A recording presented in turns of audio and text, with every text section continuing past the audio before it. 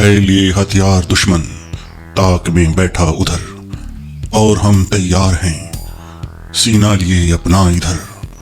खून से खेलेंगे होली अगर वतन मुश्किल में है, सरफरोशी की तमन्ना अब हमारे दिल में है। देखना है जोर कितना बाजुए कातिल में है। प्यारे दर्शकों, क्या आप यकीन कर सकते हैं कि कोई सैनिक मृत्यु के बाद भी देश की सीमाओं का प्रहरी बना हुआ है और उतनी ही मुस्तैदी से आज भी देश की रक्षा कर रहा है जितनी मुस्तैदी से कोई जिंदा सैनिक करता है।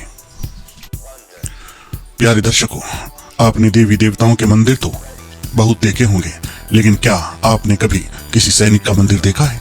जी हाँ, अपने देश में एक भारतीय सैनिक का मंदिर भी बना हुआ है। इस मंदिर को लोग इतना मानते हैं कि यहाँ दूर दूर से लोग शीश नवाने पहुंचते हैं। कहा जाता है कि इस भारतीय सैनिक ने मृत्यु के बाद भी भारतीय सेना की नौकरी नहीं छोड़ी है। सुनने में ये भले ही थोड़ा अजीब सा लगेगा, लेकिन यही सच है। आइए जानते हैं क्या है इस सैनिक की कहानी। यह मंदिर सिक्किम की राजधानी गंगटोक में जेलेब दर्रे और नाथुला दर्रे के बीच 14,000 फीट की ऊंचाई पर बना है। दूर दूर से लोग इस मंदिर के दर्शन करने आते हैं और सिर्फ भारतीय सेना ही नहीं बल्कि चीनी सेना भी इसके सम्मान में सर झुकाती है। हम किसी सिपाही के मंदिर की बात कर रहे हैं। उनका नाम था हरभजन सिंह। उनकी देशभक्ति को देख लोग उन्हें अब बाबा हरभजन सिंह कहते हैं। निश्चय ही बाबा हरभजन सिंह की कहानी जानकर आपका मन भी एक बार यहाँ आने का जरूर करेगा। हरभजन सिंह का जन्म 30 अगस्त 1946 को पंजाब के सरदाना गांव में हुआ था। भारतीय सेना के पंजाब रेजिमेंट में 1966 में उनकी भर्ती सिपाही के रूप में हुई थी।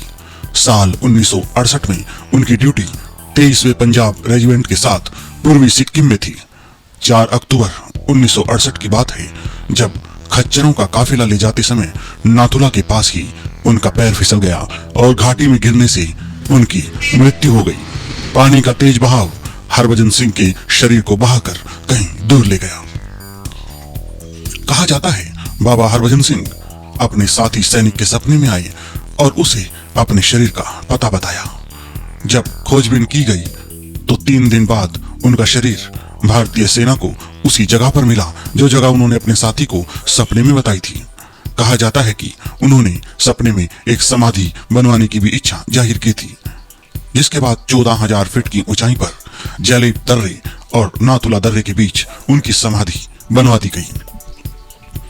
कहा जाता है कि मृत्यु के बाद भी बाबा हरभजन सिंह अपनी ड्यूटी निभाते हैं और चीन की सभी गतिविधियों की जानकारी अपने साथियों को उनके सपनों में आकर देते हैं। सेना का भी बाबा हरभजन के प्रति इतना ही विश्वास और सम्मान है। उन्हें बाकी सभी सैनिकों की तरह वेतन, 2 महीने की छुट्टी, सभी सुविधाएं दी जाती हैं। हालांकि अब बाबा हरभजन सिंह रिटायर हो चुके हैं। 2 महीने की छुट्टी के दौरान बाकायदा ट्रेन में उनके घर तक की टिकट बुक करवाई जाती है और स्थानीय लोग उनका सामान लेकर उन्हें रेलवे स्टेशन तक छोड़ने जाते हैं। नाथुला में जब भी भारत और चीन के बीच फ्लैग मीटिंग होती है तो चीनी सेना बाबा हरभजन के लिए अलग से एक कुर्सी भी लगाती है। बाबा हरभजन सिंह के मंदिर में उनकी तस्वीर के साथ उनके जूते और बाकी सामान को भी रखा गया है। भारतीय सेना के जवान मंदिर की चौकीदारी करते हैं और रोजाना उनके जूतों की पालिश भी करते हैं। वहां पर तैनात सिपाहियों ने कई बार ऐसा कहा है कि उनके जूतों पर अक्सर कीचड़ या मिट्टी लगी होती है और उनके बिस्तर पर सिलवटें भी दिखाई देती हैं। भारतीय सेना और लोगों का ऐसा मानना है कि बाबा हरभजन सिंह जी आज भी सूक्ष्म रूप से यहाँ उपस्थित हैं और देश की सरहदों की सेवा उसी तरह कर रहे हैं जैसे कि एक जिंदा सैनिक करता है। भारतीय सैनिक भी इस मंदिर में पूजा पाठ करते हैं। अपनी मौत के 50 से भी ज्यादा साल के बाद वो भारतीय सैनिक आज भी पहरेदारी कर रहा है। इतना ही नहीं, अलग अलग गश्त के दौरान सिपाही अगर ड्यूटी में कोताही बरतता है या सो जाता है तो वे इसे चांटा मारकर जगा भी देते हैं। तो प्यारे दर्शकों, ये थी उस जांबाज सैनिक की कहानी जो अपनी मौत के बाद भी देश की सरहदों की रक्षा कर रहा है। ये कहानी आपको कैसी लगी? अगर अच्छी लगी हो तो चैनल को सब्सक्राइब करना ना भूलें। जय हिंद, जय भारत।